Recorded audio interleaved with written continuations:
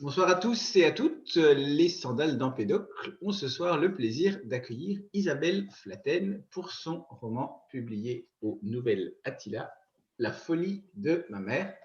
Isabelle Flaten, qu'on ne présente plus, mais qu'on va présenter quand même, qui m'a dit expressément qu'elle ne voulait pas d'une animation classique, mais qu'elle voulait d'un temps d'échange avec des gens qui ont lu ou pas encore lu son livre, qui réagissent, voilà, vous voyez qu'il y a des interactions, donc on va faire quelque chose d'un peu moins peut-être structuré qu'un entretien classique. C'est aussi peut-être une façon de s'adapter à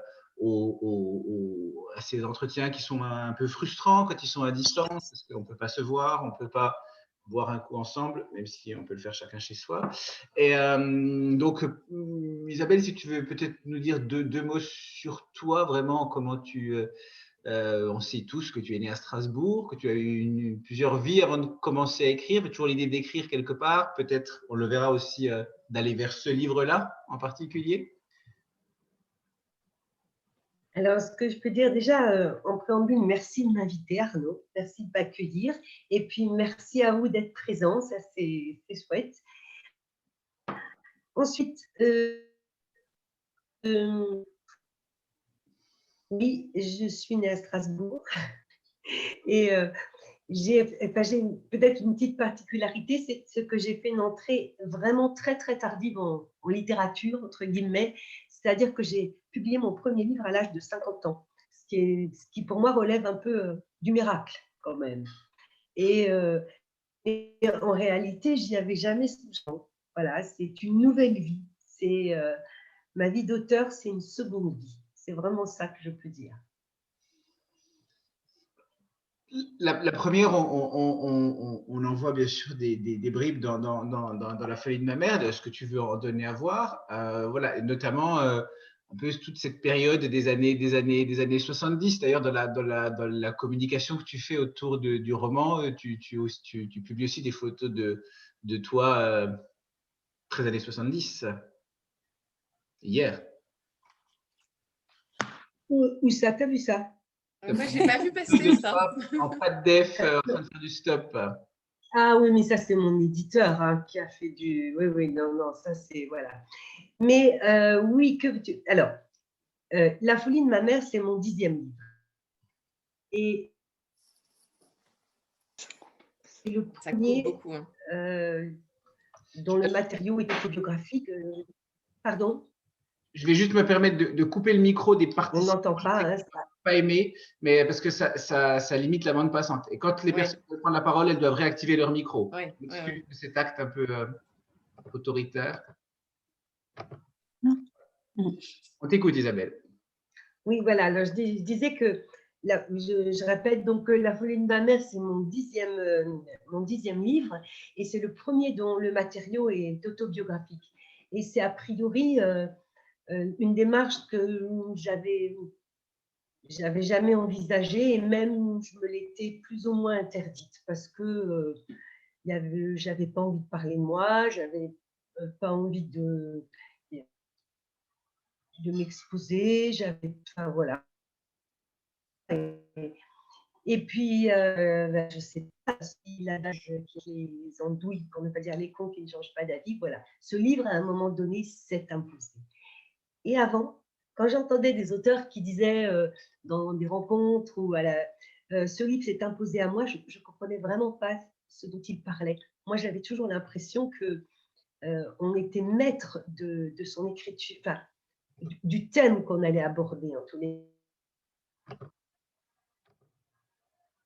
que voilà, c'était… Eh bien non, sans questionner la raison, et je l'écris. Ouais. Et a posteriori seulement, je peux peut-être dire que tous mes livres précédents tournaient de manière totalement inconsciente autour de ce livre-là, c'est-à-dire que j'y explorais déjà le thème de l'altérité. Tous mes livres ont ce fil conducteur. J'interroge le langage, l'incomplétude du langage, les non-dits, les secrets, mais tout ça, c'était vraiment une démarche totalement inconsciente. Voilà.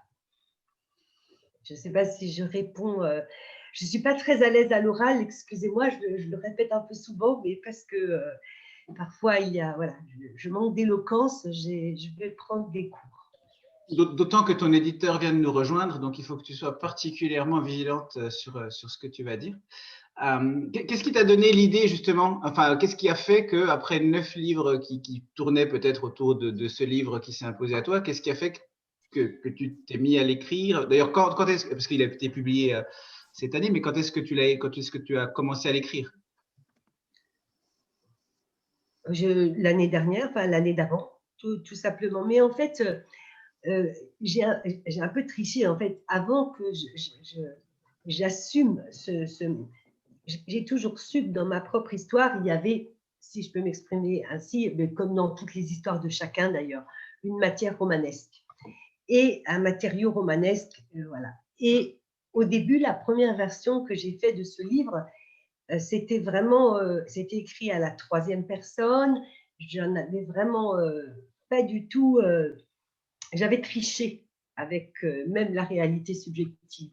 Et puis, mon éditeur l'a lu et il a trouvé que ça, à juste titre, que ça ne fonctionnait pas. Et voilà. Donc, tu avais fait une première version à la 3e C'est personne. la 3e version. À un moment, il m'a dit repris, assume. Et c'est la 3e version qui est la bonne. Et alors, qu'est-ce que ça, c'est quand même vraiment intéressant. Qu'est-ce que ça a changé quand tu as repris le livre au jeu?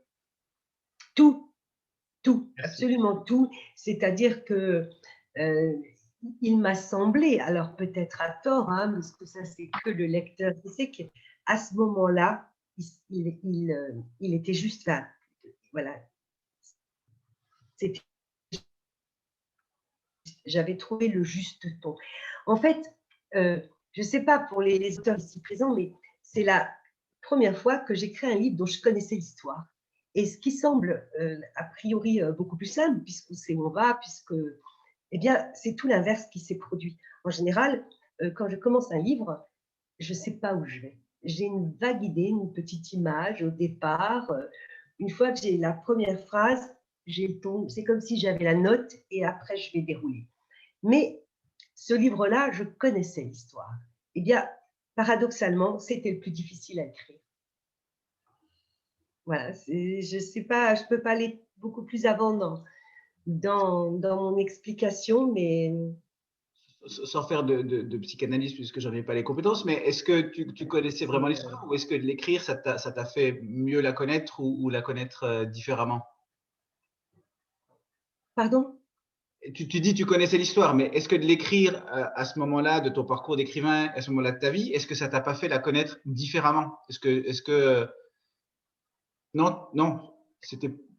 Non, je ne dirais pas ça. Je dirais que c'est parce que j'avais une forme de distance par rapport à cette histoire que j'ai pu l'écrire. Et, et pourquoi est-ce que c'est un roman? Parce que justement, j'ai quand même pris, d'abord parce que c'est une réalité subjective, donc je ne prétends en aucune manière écrire une quelconque vérité, si ce n'est la mienne, celle que, ben, voilà, mais je ne sais plus la question, je suis troublée parce que tu me laisses parler alors qu'il faudrait que les autres parlent et je ne sais plus du tout ce que tu m'as demandé. Si tu avais l'impression d'avoir appris des choses en écrivant, ou vu les choses sous un angle différent du fait de les écrire. Non, pas du tout. Mais ce qui était très difficile dans l'écriture de ce roman, c'est de trouver la bonne distance par rapport à mon propos. Là, j'ai vraiment, ça a été un travail d'élaboration vraiment difficile. Je n'arrivais pas à me positionner correctement, forcément. Voilà. C'était voilà. Mais bon, ça c'est le travail d'écriture à proprement parler. On a tous des difficultés d'écriture, on est tous dans cette recherche on se questionne tous, n'est-ce pas, Carole, Jacques et tous ceux qui sont là, on se questionne tous sur savoir d'où on va parler, c'est ça. Et c'est là-dessus que je butais sur ce livre-là. En général, je n'ai pas ce problème-là. Voilà.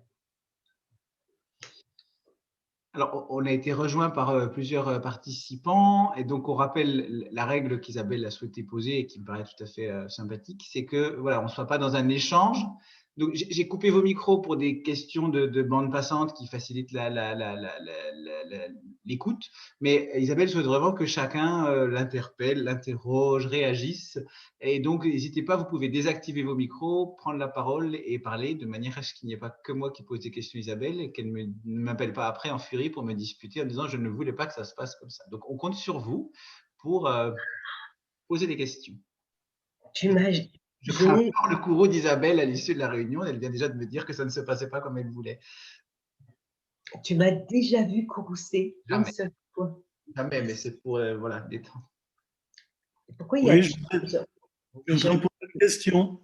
C'est possible? Bien sûr.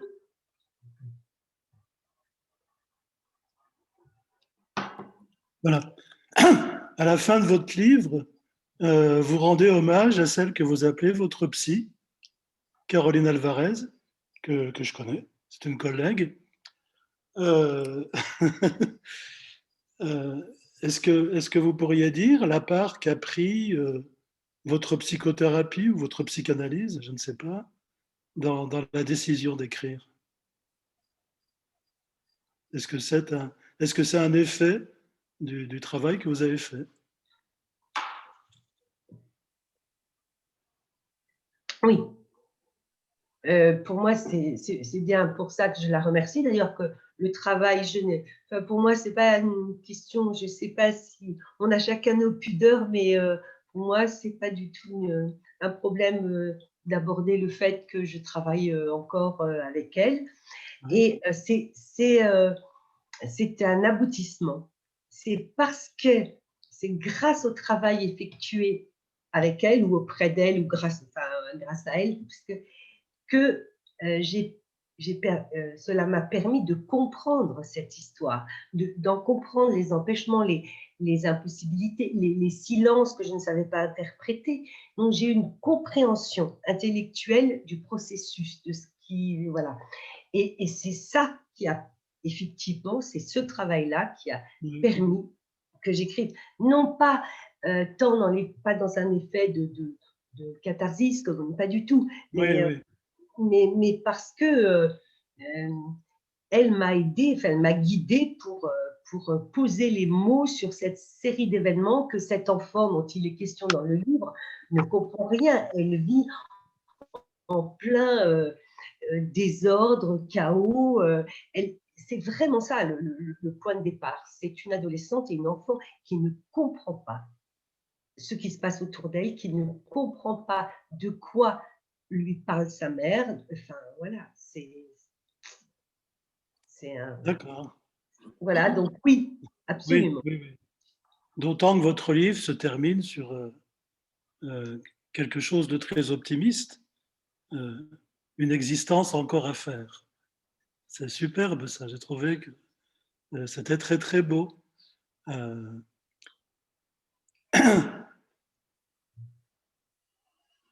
Et que d'une certaine manière, peut-être, je ne sais pas, enfin, peut-être que ma question est indiscrète, hein, mais peut-être que ce que vous avez écrit, et puis le travail que vous avez fait avec Caroline Alvarez, débouche pour vous sur une forme de réconciliation avec votre mère?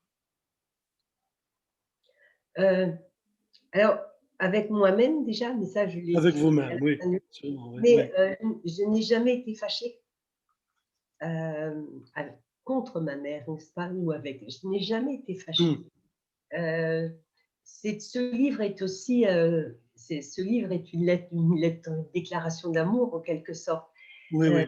Et la femme dont il est question dans ce livre, donc ma mère en l'occurrence, était une femme extrêmement gentille et je ne l'ai jamais vécue comme quelqu'un de méchant. Donc, ce dont j'ai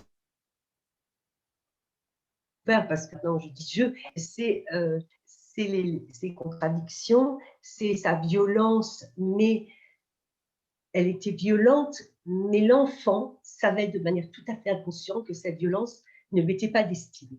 Mais elle ne savait pas pourquoi, et c'était violent quand même. Mais cette femme-là, je ne lui en ai jamais voulu de rien, et encore moins d'être malade. Comment vouloir? En fait, ce livre, parce que là, je m'emmène à plus, mais en fait, il y avait quelque chose qui me tenait réellement à cœur, c'est de parler de la maladie mentale. Oui, Et donc, là, ma mère était bipolaire. Alors, à l'époque, on disait maniaco-dépressif. voilà, c'est ça. Et un stade de, je crois que si vous êtes psychiatre, eh bien, corrigez-moi si je dis des bêtises parce que je suis coutumière du fait. Et donc, je crois qu'il y a plusieurs stades et elle était vraiment un stade assez élevé, stade Ouais. 4. Bref. Et ce que j'espère, je relate assez, enfin, qui était vraiment ce que j'avais à cœur d'aborder, c'est l'errance médicale des années, parce que dans le livre, ça dure, c'est quelques pages, mais en fait, dans la vie, c'est une errance de 20 ans dont je parle, sans diagnostic. Mais je ne reproche rien au médecin parce que à partir du moment où elle-même était dans le déni de sa maladie et qu'elle était changée de médecin comme de chaussettes, si on peut le dire, voilà. Mais c'est l'impuissance de chacun face à cette souffrance-là. Oui, oui. C'est quand la personne est hors d'atteinte, parce qu'elle est, elle est malade, elle est psychiquement totalement, profondément atteinte et qu'on ne sait pas faire avec ça. Et ça, c'est vraiment quelque chose qui m'interpelle. Voilà. Bon. Là, récemment, j'ai lu le livre de Joyce Orman, je ne sais pas si quelqu'un l'a lu, qui s'appelle Folie, où elle raconte son expérience. Elle a passé 2 ans en hôpital psychiatrique. Et c'est un livre que je recommande. C'est vraiment, c'est pas un essai, pas du tout. C'est extrêmement bien fait. Voilà, c'était une parenthèse. Bon, je vous remercie beaucoup. Et encore bravo C'est moi, pour ce livre. Je vous remercie. Ouais. c'est moi qui vous remercie. J'espère que... Je peux poser une question? S'il te plaît. Pour en revenir peut-être à l'écriture du livre, tu disais tout à l'heure qu'il t'avait fallu du temps pour trouver la bonne distance. Est-ce que le début, qui est vraiment l'entrée dans le livre, est-ce que ça correspond vraiment au début de l'écriture? Est-ce que ça a toujours… est-ce que tu as commencé l'écriture du livre par ce début qui est très fort, je trouve? Est-ce que ça c'est en fait, l'écriture s'est ouverte par ce début-là ou c'est ensuite en travaillant le texte que c'est devenu le début de ton livre?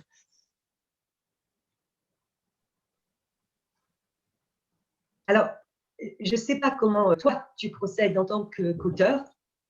Voilà, je disais, je ne sais pas quel est comment tu procèdes en tant qu'auteur, mais à partir du moment, un livre, ça mijote, on l'a, il nous habite, on tourne autour, on ressasse, voilà. Et à un moment donné, à partir du moment où j'ai la première phrase, quel que soit le texte, j'ai le livre. Et cette première phrase que j'ai eue, une dame, mon éditeur est là, Ça coupe Isabelle. Vas-y. je sais pas, ça vient, et Alors, ça a l'air d'être… je disais, mon éditeur est là et il m'a dit que, enfin, je crois, enfin, ça serait à lui de le confirmer, mais je ne sais pas si, voilà, que c'était vraiment une phrase, ça l'a fait beaucoup rire, je crois. Mais voilà, à partir du moment où j'ai la première phrase, ça y est, je sais que j'ai trouvé la distance, le ton, et après, il n'y a plus qu'à creuser ça. Voilà. Elle n'est pas seulement drôle, cette première phrase, elle dit tellement dès le départ, en fait, elle pose vraiment quasiment le contenu du livre. Voilà. Ce que tu disais de cet enfant qui ne comprend pas son environnement, on le sent vraiment dès cette première phrase. C'est ce que je trouve très, très réussi. Oui, mais c'est exactement. Ça coupe encore. Ouais, ça coupe tout le temps. Ouais, c'est ça. Mais merci voilà, c'est exactement ce que j'essaie d'exprimer, mais que tu fais mieux que moi. À partir du moment où j'écris, une dame me propose un yaourt, ça y est, je sais que le thème, c'est ça. Je sais que ça va être mon fil rouge, c'est que cette femme qui est ma mère est restée et a toujours été une étrangère.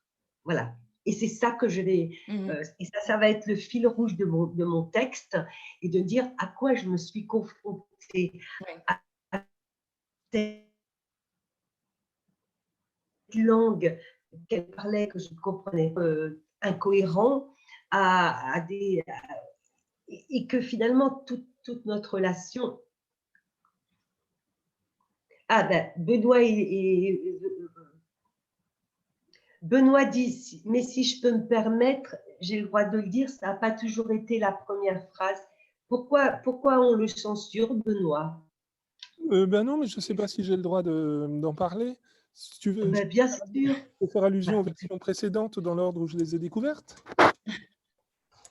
Ah oui, non, c'est bien ce que je dis. Quand ça a été la première phrase de la 3e version, pardon. Ah oui. C'est à partir de ce moment-là que je l'ai su. Excuse-moi, Benoît, tu as raison, bien sûr. Elle était très belle et très significative aussi, la première phrase. Alors, originelle, je ne sais pas, puisque je pense que tu avais déjà testé plusieurs versions avant de me le faire lire. Mais moi, tel que je l'ai découvert, je peux lire celle dont j'ai souvenir. C'est « La mère a mis longtemps à réussir sa mort, mais un jour, elle y est parvenue. La fille n'a pas apprécié. Ça n'était pourtant pas une surprise. » Et il y avait comme ça la trajectoire d'un roman noir, au sens, moi j'entends roman noir au sens roman de la fatalité, roman où le héros n'échappe pas à son destin, comme chez David Goodis aux États-Unis. Et il était déjà très court, mais tout entier comme ça, dicté par cette trajectoire fatale. Oui, peut-être avec Isabelle, on a essayé de retarder la chute, en fait, de remettre du suspense et de remettre des piliers et des bases qui étaient ceux correspondant à la partie la plus biographique ou la plus factuelle. Ça va, j'en dis pas trop? Tu dis tout ce que tu veux, Benoît. C'est intéressant parce que ça montre aussi qu'il y a plusieurs vies possibles pour les livres, enfin plusieurs...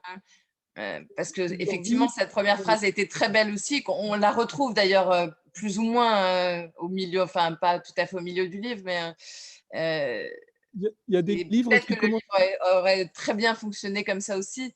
Et je trouve ça, c'est comme on s'imagine qu'il y a une personne qui est faite pour nous, mais peut-être pas, peut-être qu'il y en a plusieurs. Et je trouve ça chouette de le dire, de pas entretenir une sorte de mythe qui voudrait qu'il n'y ait qu'une forme figée pour un livre, qu'une façon d'écrire un livre ou ce qu'on porte en nous.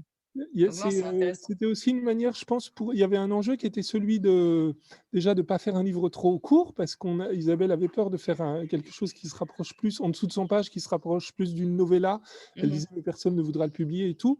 Et en même temps, de savoir si on pouvait rééquilibrer avec d'autres matières dans les zones de non-dit et les zones de blanc, fatalement, les blancs de la mémoire et les blancs de l'écriture, essayer de ramener une dynamique antérieure qui pouvait permettre au lecteur de mieux apprécier les personnages. Pas tout de suite d'être embarqué dans la spirale de la folie. Et d'autre part, pour moi, il y a aussi souvent un des rares conseils que je donne vraiment à beaucoup d'auteurs du catalogue, c'est justement de ne pas trop jouer explicitement des émotions du lecteur et de jouer au sens en lui faisant confiance, en les répartissant. Il y a des livres très forts qui commencent tout de suite par la mort. Ce matin, maman est morte, Camus, d'autres livres tout aussi doués, d'autres livres un peu moins doués. Par exemple, j'espère que je ne vais pas énerver Isabelle, Le Delphine de Vigan, Rien ne s'oppose à la nuit, qui traite du même sujet d'Isabelle, mais avec des moyens totalement opposés. C'est pour moi 2 livres importants à relier parce qu'ils travaillent le même matériau, mais d'une manière littéraire entièrement différente. Là, il commence tout de suite et par la mort de la mère et par la folie de la fille. Et nous, on a voulu jouer la corde contraire, la corde du suspense, de tirer sur les nerfs du lecteur. Et j'aime bien faire ça avec mes lecteurs, voilà, leur demander de même si on sent quand même on sent que ça va se gâter. Enfin, la folie, elle est quand même présente dès le départ. Mais Ah oui, mais il y a un vrai suspense après, parce que tu n'as pas fait la 3e partie, c'est que cette fille, elle va découvrir. Non, mais j'ai lu la 4e de couverture, donc. Alors, oui, c'est vrai. Alors, il a dévoilé le. Oui, et donc, ce que je ne fais pas toujours, mais bon. Non, et toute la question est de savoir, y parviendra-t-elle? Donc, il y a quand même un aspect polar, normalement. Non, là, je plaisante. c'est pas pour le flatter, il le sait, mais ce livre doit énormément à Benoît parce que je crois que c'était un des livres les plus difficiles pour moi à écrire, en ce sens que c'est ce que je dis, j'arrive au départ, même si c'était pas d'un point de vue émotionnel, c'était d'un pur point de vue d'auteur, j'arrivais pas à me positionner, j'hésitais entre cacher ça, dévoiler ci, dévoiler, à m'emparer en fait de mon propos entièrement. Voilà. Et il m'a vraiment, à quoi sert un éditeur? Il a été un guide extra là-dessus. Vraiment, enfin, formidable. Voilà. Merci Benoît. Et il le sait, je l'ai déjà dit, c'est un œil de... Voilà. Il y a aussi la question d'un autre livre derrière ce livre. En fait, il y a le livre qui a été écrit par la mère, que tu évoques et qui, à un moment, tu avais eu le projet de le faire figurer après ton propre livre. Oui. Alors ça, nous, on trouvait, enfin ça c'était avec Benoît, on avait réfléchi à ça, je lui avais montré. Ma mère a laissé un très court manuscrit qu'elle avait écrit alors qu'elle était malade. Et vraiment bien malade, entre deux, je ne sais pas, deux bouffées délirantes, dans une période d'accalmie ou à un moment où elle acceptait de prendre son traitement, je ne saurais le dire exactement. Et elle s'est mise à écrire un roman. Et ce roman n'est pas du tout le roman d'une folle. Pour moi, la folie est d'une folle, c'est pas péjoratif. C'est même, je sais pas, quand j'ai dit, c'est vraiment, c'est même presque un joli mot pour moi. Enfin, voilà, je précise juste parce que ma mère était folle. Pour moi, c'est pas une insulte, hein, pas du tout. C'est un état, comme avant, je préfère dire cette personne est aveugle plutôt qu'elle est déficiente visuelle. Voilà, je trouve que c'est un état, il n'y a rien de déprisant pour moi. Enfin, passons, là, c'est une digression. Et donc, elle a écrit ce roman. Et on trouvait avec mon éditeur que ça aurait fait un tellement beau contre-pied à cette folie que je décris, à cette violence, à ces horreurs, à ces cruautés que je décris dans le livre, et de montrer qu'elle n'était pas que cette femme-là, et que j'aurais pu en dresser un tout autre portrait, faire le portrait d'une femme qui s'était affranchie, qui était très courageuse, qui était généreuse, et qui avait un réel goût pour la littérature qu'elle m'a transmis et qui, alors je ne sais pas, ça c'est à Benoît qu'il faut demander si sa plume, moi je ne peux pas dire. Moi, je trouve que ça vaut. Oui, c'est un manuscrit qui méritait aisément d'être soumis. Tout est pas forcément du même tonneau, mais il y a des délicatesses de plume qui rappellent un peu Hélène Bessette. Il y a il y a un lyrisme très présent. Il y a elle sait ménager les ambiguïtés, elle a le sens du dialogue. Enfin, il y avait beaucoup d'éléments dans un tout petit roman qui aurait pu être développé par un éditeur. Ouais. Et voilà, bon, après, maintenant, c'est une question d'ayant droit, tout simplement. On ne publie pas, il faut l'accord de plusieurs personnes pour publier une correspondance ou pour publier un texte laissé par... donc voilà, ça n'a pas pu se faire. Donc voilà, au moins, c'est dit. Et à quel moment tu as pris connaissance de ce texte? Est-ce qu'il y a quelque chose dans la manière dont tu as pris connaissance de ce texte qui a déclenché chez toi l'envie d'écrire, ou c'est complètement séparé? Mais alors, là, il y a ce texte, elle s'est écrit dans le livre, elle me l'a soumis aussitôt qu'elle l'avait écrit. Donc là, j'étais très jeune, j'avais une petite trentaine d'années. Non, même pas, j'avais tout juste 30 ans. En 2010. Donc, pardon? En 2010, donc. C'est ça. Et, voilà.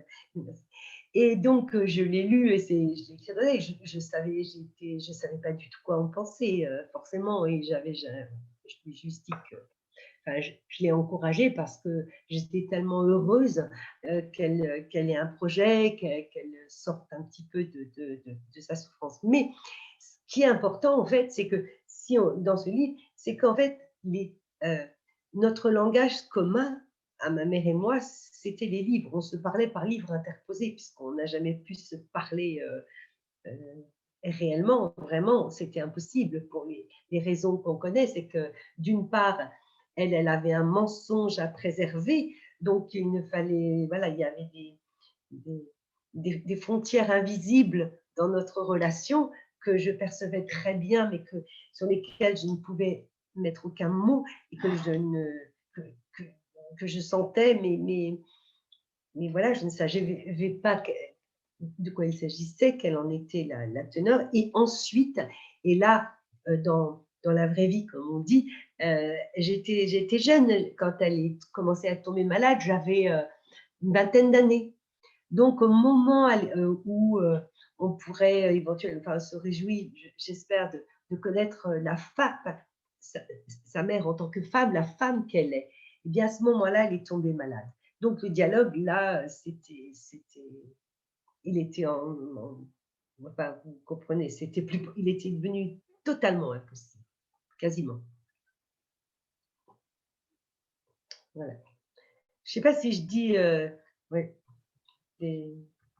Vous avez eu ces échanges sur le fait que toi aussi, tu pouvais ou voulais écrire, ou c'est venu parce que tu dis que tu as été publié plus tard? Est-ce que tu penses que ta mère, elle a su qu'il y avait cette chose en qu'elle t'avait transmis ça, ou est-ce que…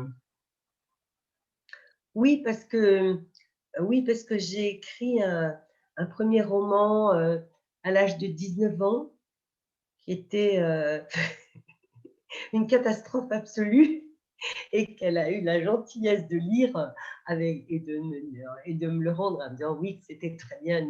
Voilà, elle était gentille et elle me disait que oui, qu'il est bien. Et je l'ai envoyé nulle part, hein, il n'était vraiment pas bon et je ne sais même pas pourquoi je l'ai écrit. Et je ne pensais pas du tout à publier, je l'avais écrit pour lui parler, en fait, tout simplement. Parce que c'est le seul lieu, enfin, notre seul moyen de communication. C'est étrange, hein, mais c'est comme ça. C'était comme ça, ouais. Voilà. Je relance un appel pour que les participants puissent aussi interpeller Isabelle et interagir avec nous comme elle le souhaite. N'hésitez pas. Moi, je veux bien poser une question. Donc, je ne sais pas si vous m'entendez. Ouais, salut Isabelle. Alors moi, quand j'étais petite, j'ai été nourrie en chansons. Notamment, j'avais du Jean Ferrat dans mon biberon. Et il y avait une chanson de Jean Ferrat dans laquelle, dans un refrain, où il disait « Nul ne guérit de son enfance. Nul ne guérit de son enfance. » Et moi, cette phrase-là, voilà, c'est quelque chose qui m'a… Voilà, une phrase que j'ai toujours gardée en tête. Et du coup, ma question, c'est est-ce qu'à travers l'écriture d'un livre qui a une dimension autobiographique comme ça, est-ce que ça permet de guérir un peu, beaucoup, passionnément de son enfance? Déjà, je sais pas, je pense qu'on porte tous, en chacun, il y a des failles, des manques, voilà, on a tous ça. Il y a une enfance sans manque et sans faille. Enfin, je sais pas, il y a un psy dans la salle, il serait peut-être plus apte à répondre que moi, mais c'est ce que je pense profondément. Et je sais même pas. Alors, guérir, je sais pas trop ce que ça veut dire. Je dirais plutôt qu'il y a mille façons d'apprivoiser son enfance quand elle a été, en fonction si elle a été plus ou moins douloureuse, ça dépend des gens. On l'apprivoise, voilà, on essaye de la comprendre, de vivre avec, tout simplement. C'est pas la question de la guérison, je ne sais pas trop ce que ça veut dire. Et l'écriture, c'est une manière de sublimer comme n'importe quel travail, n'importe quel engagement, n'importe quel… Voilà. Mais ce livre-là, non, n'est pas du. Enfin, pour moi, je sais. Enfin, vraiment, ma réponse à ça, mais c'est tout à fait personnel, pour guérir, ou disons, être apaisé, ça se passe ailleurs, mais pas dans l'écriture. Donc, voilà, dans un travail sur soi, voilà. Mais ça, c'est personnel.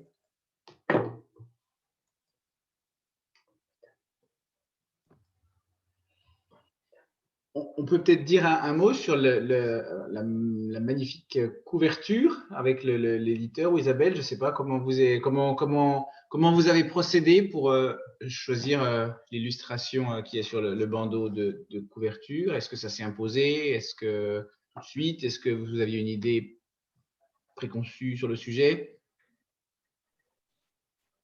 Ben, Isabelle me l'a imposé, mais elle a eu raison. Non, mais c'est très difficile quand on est confronté à des textes qui se rapprochent à ce point du réel ou de l'autofiction. Ça devient quasi impossible pour nous de proposer nos visions photographiques de d'habitude. Depuis qu'on a créé cette collection il y a 5-6 ans, on travaille en partenariat avec l'agence Vue, et donc on utilise des photographies dites d'auteur, qui sont assez flashy, toutes marquées par une forme de mise en scène, une forme de gravité aussi. Mais ça va terriblement bien pour la fiction. Quand on est à ce point d'histoire un peu au microscope, j'avoue que je l'envisageais comme un gouffre et j'avais très très peur d'y penser. Et j'avais retardé le moment d'y penser, je pense jusqu'au dernier moment. Et c'est lors de l'ultime rendez-vous de travail avec Isabelle, quand j'ai pris le train pour Nancy au moment du livre sur la place en septembre, qu'elle est venue en marchant sur la pointe des pieds en me disant « Dis donc, j'ai pensé à une dessinatrice que j'aime bien, qui a déjà travaillé pour moi. Je pense qu'elle adorerait refaire une couve. Qu'est-ce que tu en penses ?» Et c'est elle qui m'a fait découvrir cet univers qui m'a vraiment stupéfait d'emblée, quoi. J'ai tout de suite marché, j'ai tout de suite plongé. J'ai trouvé que c'était pertinent, doux, fort, explicite, troublant. Adapté aussi aux quelques dessinateurs avec qui on a eu l'occasion de travailler. Et c'était génialement cohérent. Et encore, Arnaud, encore un lien avec le chemin de fer, parce elle a fait, je crois, plusieurs livres, ou au moins un au chemin de fer, cette illustratrice, parce qu'on en parlait la dernière fois. Oui, Juliette Lemonté, elle a fait mais elle n'a jamais travaillé pour moi. Hein. Moi, je la connaissais parce qu'elle avait travaillé pour d'autres auteurs, notamment Michel Gazier, c'est ça, au chemin de fer. J'avais lu c'est pas celui auquel je. Ah, peut-être, mais il me semble que c'est un autre auquel je pense, qui est plus récent. Je regarderai, mais. Et en tous les cas, c'est une affaire de goût, mais je suis très sensible à son travail. C'est magnifique. Je trouve que c'est une coloriste. C'est vraiment une affaire de goût, mais moi, ces couleurs m'enchantent vraiment. Et voilà, c'est une jeune femme dont j'aime énormément le travail. Et donc, la couverture de ce livre et le titre de cette toile, de cette œuvre, s'appelle Emmêlé. Quand même, c'était irrésistible. Enfin, voilà. Je sais pas. Ouais. Donc, je vous invite à aller, ceux qui ne la connaissent pas, ils le souhaitent, aller sur son site, voir un peu son travail, parce que c'est vraiment, vraiment, moi j'aime beaucoup. Mais, voilà. Il y a une autre autrice qui est là, hein, elle s'appelle Caroline est là, mais elle ne se montre pas. Hein. C'est dommage. Parce que c'est ça, on peut ne pas se montrer en fait sur ces... Les participants qui sont aux Bahamas évitent de se montrer par pudeur. Oui, c'est ça, ou qui picolent, ils n'ont pas lavé leurs cheveux, ou je ne sais pas quoi. Voilà. Je vois. Et par contre, vous entendez les petits oiseaux qui me donnent toute mon inspiration au moment de relire les textes.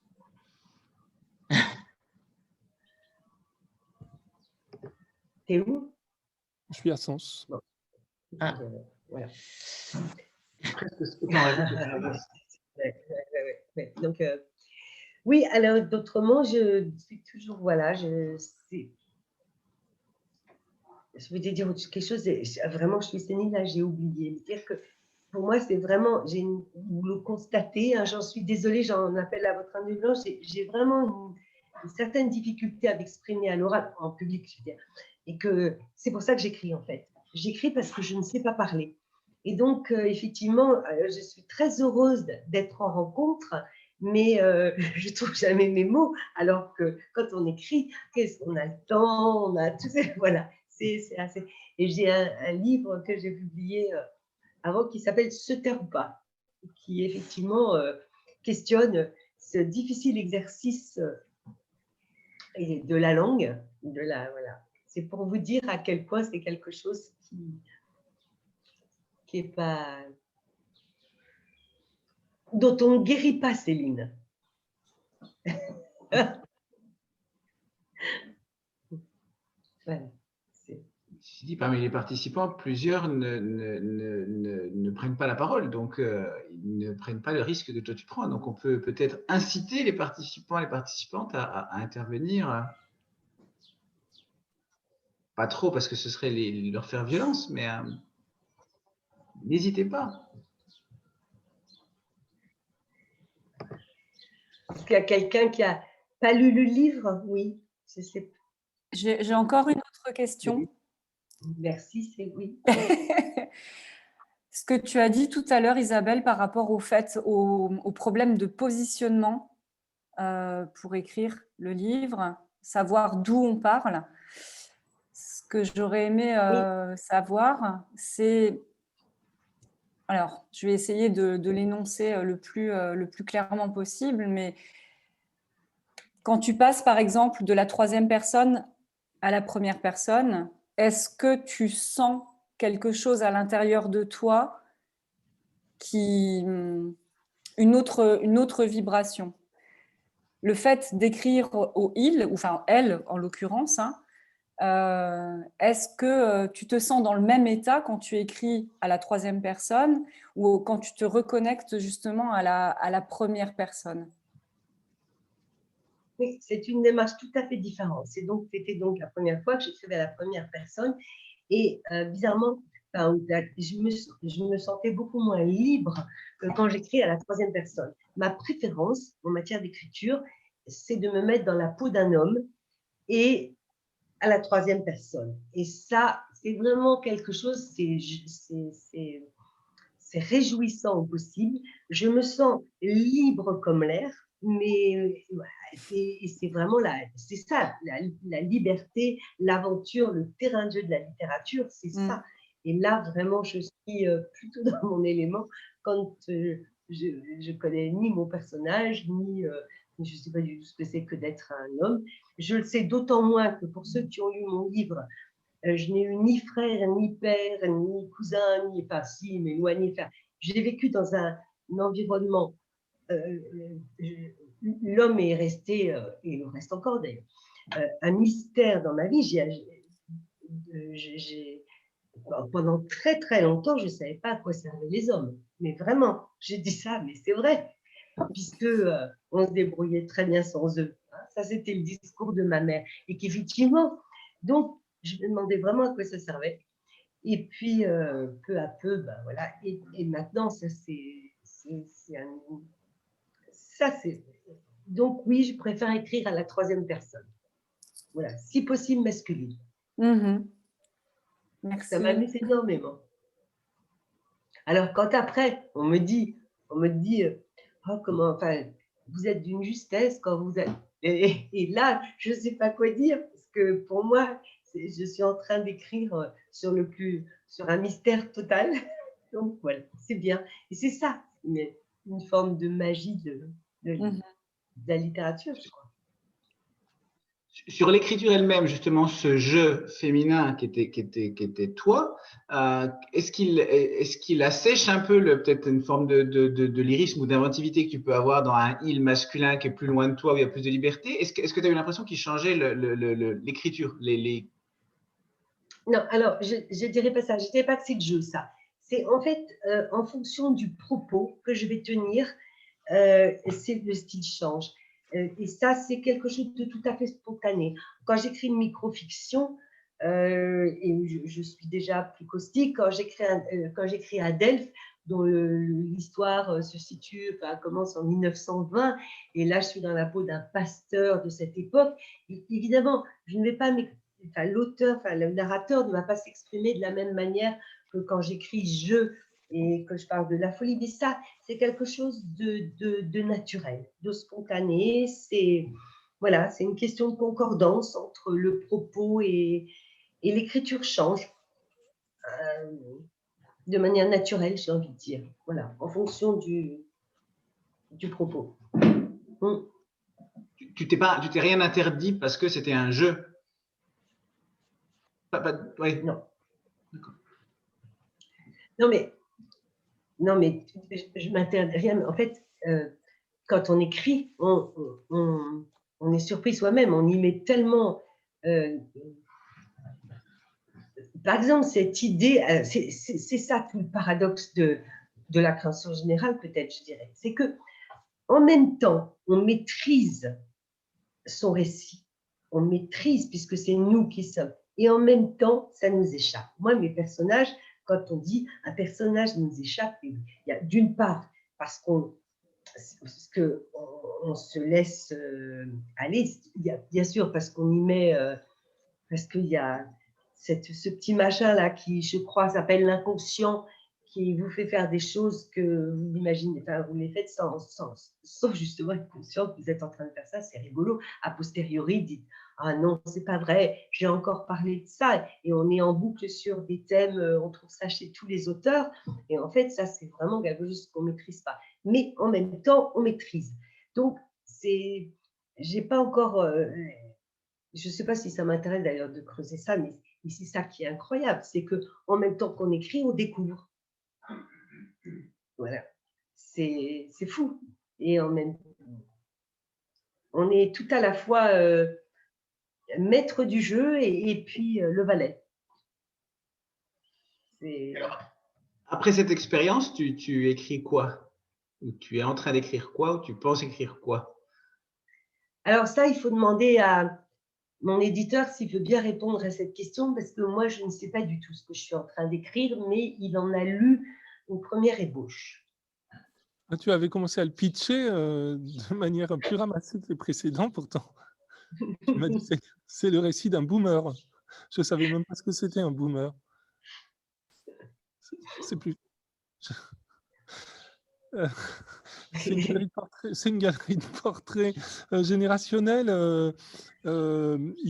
très humains, très incarnés, qui flirtent avec, voilà, au second degré, qui pointent et met un peu blague, enfin, je ne sais pas si ça dénonce ou si ça tire un trait un peu saillant sur quelques ah là là. Moi, j'ai vu que les côtés Ouais. sur quelques dérives des hommes et des femmes de notre temps. Oh là là, mon Dieu. Non, c'est vraiment une fantaisie. En fait, c'est effectivement cette expression qu'on entend souvent, « ok boomer », « ok boomer ». Moi, ça me fait toujours beaucoup rire parce que c'est quand même tellement vrai. Et qu'on est, voilà, moi je suis tout à fait dans cette génération-là. D'ailleurs, dans le livre, je parle des années 70 et il se passe des choses tout à fait réjouissantes, mais aussi maintenant, donc ce boomer dont il est question, c'est une fantaisie, c'est vraiment, je m'amuse énormément et je tente encore une nouvelle aventure, quelque chose que j'ai jamais fait, où vraiment, je sais pas quel terme mettre dessus, mais c'est vraiment loufoque, on va dire. Enfin, je ne sais pas si c'est le terme, mais voilà. Et ce boomer, il se sent dépossédé maintenant de sa vie. Il n'est plus dans l'air du temps. Et en même temps, je les pointe, les travers de l'air du temps. Par exemple, je m'amuse beaucoup de ces histoires de comment on appelle ça? Intersectionnalité. Intersexualité. Et là, attendez, écoutez, c'est là où je suis dépassée. Je suis en train de lire le livre d'un auteur, dont je ne sais pas si je vais citer le nom. C'est la première fois que je vois ça. Donc, il utilise l'écriture inclusive et pas inclusive. Donc, son personnage, il est intersexuel. Donc, il utilise le pronom « il ». Jusque-là, c'est une question qui, moi, m'intéresse. Attendez, il ne faut pas que je dise trop de bêtises parce que je suis bien évidemment, j'adhère totalement à cette idée de se libérer des carcans des genres qui nous sont imposé. Enfin, voilà. Je ne vais pas vous faire un discours là-dessus. Mais c'est la manière dont on s'y prend qui pose question. Parce qu'on se retrouve donc dans un livre où il y a Yel et il écrit vexé en parlant de ce personnage, V-E-X-E dans la. Parce que ça ne doit pas être féminin. Et moi, ça, forcément, vieille comme je suis, et on ne change plus mes habitudes et ça ne me va pas. Renseigner, vous voyez ce que je veux dire? G-N-A-E, E dans la. Voilà, pour que ce soit ni E, ni... Et voilà. Et vu, il a été vu, et comme c'est un yel, il y a un tréma sur le U. Voilà, c'est des choses qui... donc, je m'amuse beaucoup à faire le boomer. À qui... Ça doit être très beau, ça doit ressembler à de la poésie typographique. Oui, absolument. Absolument, je ne critique pas. Je dis juste à quel point ça perturbe. S'il y a des lecteurs ou des lectrices curieuses, dans le genre, le plus beau qui a été fait, c'est une membre de l'Oulipo qui s'appelle Anna Garetta, qui a publié tous ses romans chez Grasset.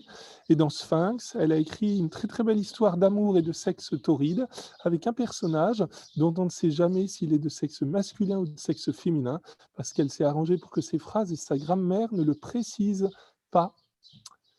Et ça se lit sans aucun problème et avec beaucoup de plaisir.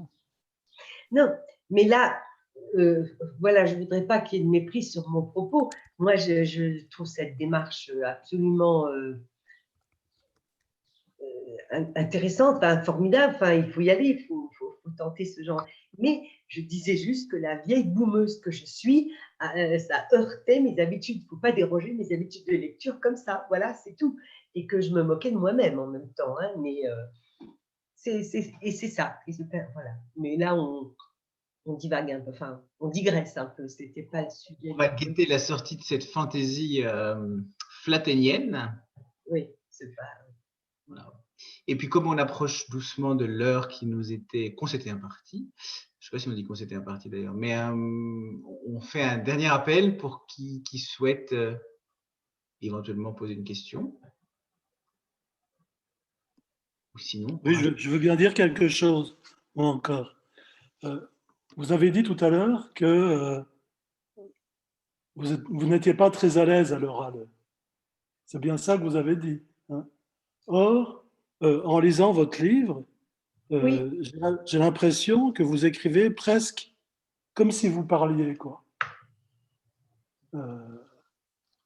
Les phrases s'enchaînent avec une facilité et une fluidité absolument étonnantes, et on a l'impression que lorsque vous écrivez, enfin quand on vous lit, en tout cas, on a l'impression que ça parle. Vous voyez ce que je veux dire? Oui. Une écriture, je ne sais pas, orale presque. Enfin, moi j'avais l'impression qu'en vous lisant, vous étiez en train de parler. Ce qui donne à certains moments des côtés très drôles. Enfin, vous avez beaucoup d'humour. Hein. Il y a des passages qui sont extrêmement drôles. Quoi. Moi, j'ai éclaté de rire à certains moments quand vous vous adressez à votre mère. Quoi. Mais vous écrivez presque comme si vous parliez. Quoi. Et je trouve ça quelque chose d'assez étonnant. Quoi. Alors que vous dites qu'à l'oral, vous n'êtes pas à l'aise. C'est paradoxal. Hein? Oui. Et modeste. Non. C'est vraiment... Non, c'est mal. Mais déjà, je vous remercie beaucoup de ce que vous venez de dire et surtout de souligner qu'il y avait aussi de l'humour dans ce livre. Oui. Ça m'a... Ouais, vraiment, je me suis aussi beaucoup amusée. Mais c'est vrai. Alors, peut-être que je ne sais pas si c'est encore à mon éditeur qu'il faudrait demander ça. J'aime énormément utiliser le style indirect, direct. Quand je fais parler mes personnages, je me mets dans leur tête. Et c'est vrai. Mais ça, c'est un travail. Donc, d'une certaine façon, vous corroborez juste ce que je suis en train de dire. C'est-à-dire qu'il est plus facile pour moi d'écrire que de parler. Ouais, c'est tout. C'est QFD. Voilà. C'est tout ce que... Voilà. Mais Mais bon, ceci dit, maintenant, on peut dire c'est vrai que ce livre-là est pour moi, pour conclure, si c'est important, il est très important. C'est même un livre essentiel parce que il y a quand même quelque chose qui me semble que j'ai, comme si j'avais, non pas guéri, comme on parlait, mais d'un point de vue littéraire, sur le chemin littéraire, comme si j'avais épuisé un sujet, au sens propre, mais épuisé, et au fond du puits. Parce que je me rendais compte déjà dans Adèle, c'est Adèle, mon roman, pas le précédent, l'avant-dernier, avant Lenka, que je tournais autour, puisque à un moment donné, un personnage blanche a eu une bouffée délirante, et puis j'abordais le thème de la filiation, mais de manière vraiment pas inconsciente, tout à fait. Et c'est là où je me suis dit, ok, vas-y. Et donc là, j'ai l'impression, il y a une forme d'aboutissement que peut-être je vais pouvoir explorer un tout autre univers littéraire maintenant. En ce sens-là, oui, peut-être que ce livre est un cap. Il y avait une question qui est posée par quelqu'un de timide, qui préfère la poser par écrit, c'est pourquoi ce livre-là maintenant? Et puis une pensée en passant, les hommes, c'est comme les limaces, ils doivent bien servir à quelque chose. Ah bah oui. Pourquoi ce livre maintenant? Les hommes, c'est comme quoi? J'ai pas entendu. Comme les limaces, ils doivent bien servir à quelque chose. Ah non, non, non, mais attendez, j'étais ironique, c'est vrai ce que j'ai dit, mais non, non, mais attendez, tout ce qui m'est arrivé de formidable dans ma vie m'est arrivé par le biais des hommes, alors entre autres. Donc, non, non, non, non, faut surtout pas de méprise là-dessus. Moi, voilà. Donc, non, non, je sais très bien à quoi il sert maintenant. Et, mais pourquoi ce livre maintenant? Pourquoi? Parce qu'il y a aussi, et là j'y reviens peut-être de manière un peu, je sais pas, c'est peut-être quelque chose dont il faudrait que je parle à ma psy, j'en sais rien, mais il y a la question de l'âge. C'est vrai, j'y reviens assez souvent, donc elle doit me préoccuper, mais il y a un moment donné aussi, ça c'est le privilège. Tout d'un coup, je me suis dit, mais en fait, aussi, je craignais, j'avais pas envie d'exposer, vraiment, je n'avais pas envie de raconter ma vie. Et à un moment, je me suis dit, mais qu'est-ce que tu as à perdre? Ta vie, elle est faite. La carrière, on n'en parle même pas. Je ne peux pas raisonner en termes de carrière à mon âge. J'en ai. Et donc, mais vas-y, fais-toi plaisir. Voilà. C'est aussi simple que ça, parfois. Il y a quand même des privilèges dans la vieillesse. Et c'est cet affranchissement qu'on a par rapport à des tas de choses comme ça. Voilà. J'ai répondu là ou non? Voilà.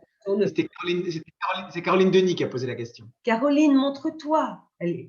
Caroline, vient de dire qu'elle était Caroline qui a écrit, c'est l'auteur de Trencadis. J'ai toujours dit Trencadis, donc la magnifique roman sur, je ne dis pas biographie parce que c'est un roman sur Niki de Saint-Phal. C'est,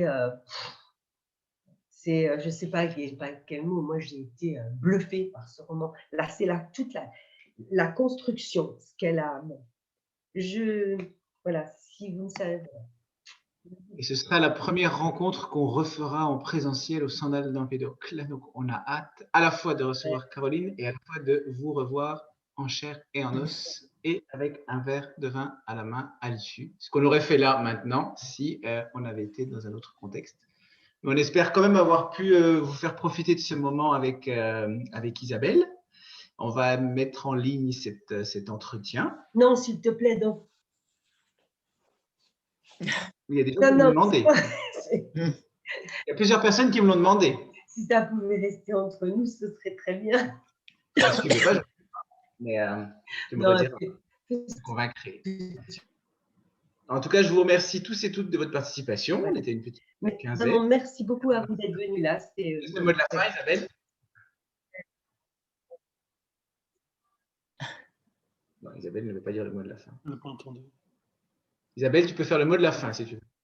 Les rencontres en chair et en os, c'est quand même vraiment mieux qu'en visio parce que c'est. Ouais. Merci Arnaud. Merci Carole, Jacques, Jean, Ménou, Céline, Sylvie.